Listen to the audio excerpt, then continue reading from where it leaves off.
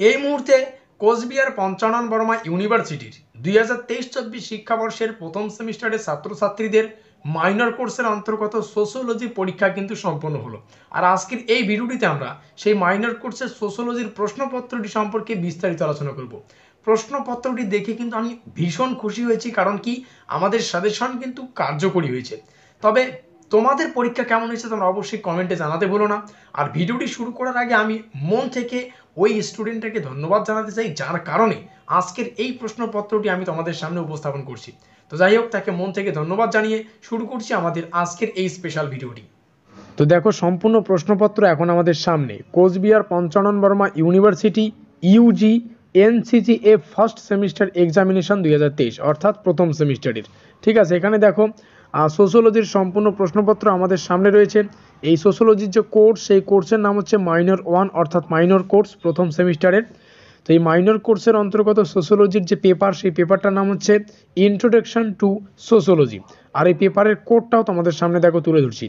তো ধার্য সময় হচ্ছে আমাদের 3 ঘন্টা এবং সম্পূর্ণ মার্ক আমাদের 75 অর্থাৎ 75 মার্কের লিখিত পরীক্ষা।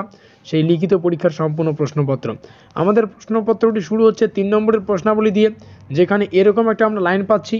দেখো, পরীক্ষার যে ভাষা অর্থাৎ কোন ভাষায় প্রশ্নপত্রটি ছাপানো হবে সে বিষয়েও কিন্তু আমি পরীক্ষার আগেই তোমাদের সচেতন করে দিয়েছি যে পরীক্ষার ভাষাটা কিন্তু ইংলিশেও থাকবে এবং সেই প্রশ্নটি কিন্তু বাংলায় ট্রান্সলেট করে থাকবে। ঠিক আছে, তো এখানে যথারীতি তোমাদের 3 নম্বরের 5টা প্রশ্ন করতে হচ্ছে।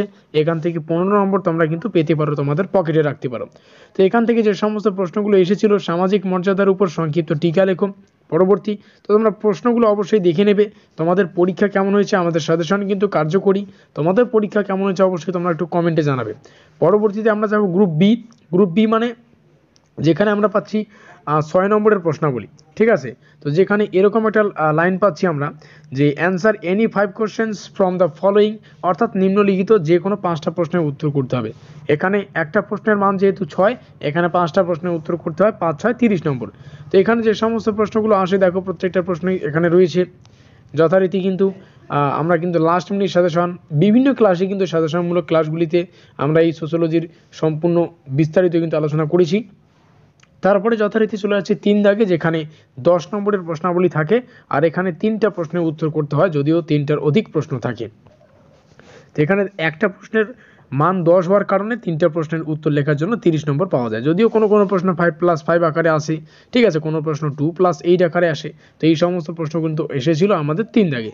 তো এই হচ্ছে আমাদের সম্পূর্ণ প্রশ্নপত্রটি। তোমাদের পরীক্ষা কেমন হয়েছে বারংবার বলছি, একটু কমেন্টে জানাও। আর আজকের এই ভিডিওটি ভালো লাগলে অবশ্যই লাইক করে দিও, বন্ধুদের কাছে শেয়ার করে দিও। তো আমাদের আজকের এই স্পেশাল ভিডিওটি এই পর্যন্তই।